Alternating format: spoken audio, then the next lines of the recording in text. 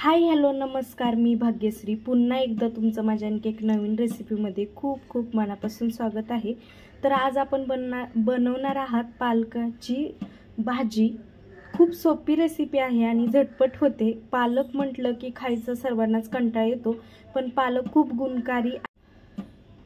तर इथे पालकाची एक जोडी घेतली आहे, मी निवडून घेतली आहे आणि स्वच्छ धुवून घेतली आहे।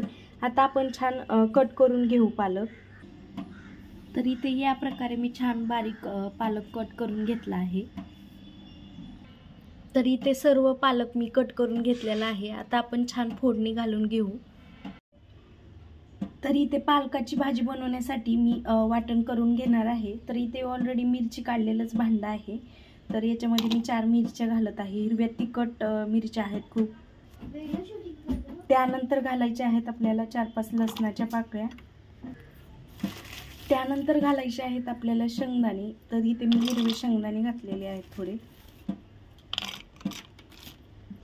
तर आता आपल्याला मिक्सरला बारीक पेस्ट करायची आहे। तर इथे झालेली आहे आपली बारीक पेस्ट तयार। तर हे आपल्याला पालकाच्या भाजीमध्ये नंतर घालायचं आहे। खूप छान लागते भाजी असं शेंगदाण्याचं कूट घातल्या। तर इथे मी कढई ठेवली आहे। कढईमध्ये 2 चमच तेल घातलं आहे।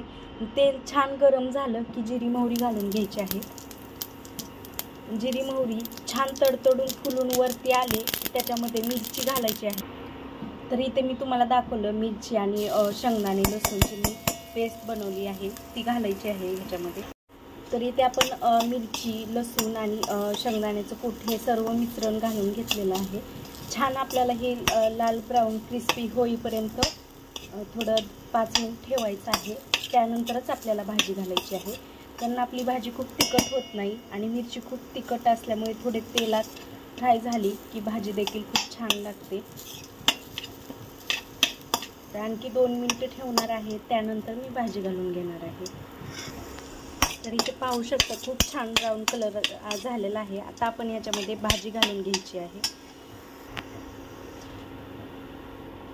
तर इथे सर्वच भाजी मी घालून घेत आहे आणि छान 2 ते 3 मिनिट आपल्याला तेलामध्ये परतून घ्यायची आहे।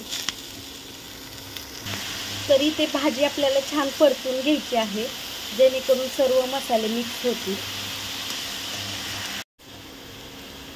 तर इथे आपल्याला चिमूटभर हळद पावडर घालायची आहे।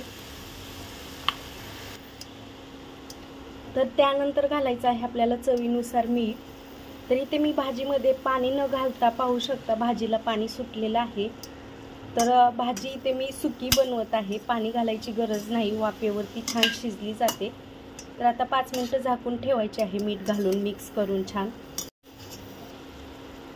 तर आपण पालेभाज्या खूप सारे खाल्ल्या पाहिजेत आणि पालक तर त्याच्यामध्ये खूप म्हणजे उपयुक्त आहे आणि असा जर पालक बनवला तर सर्वांनाच आवडेल।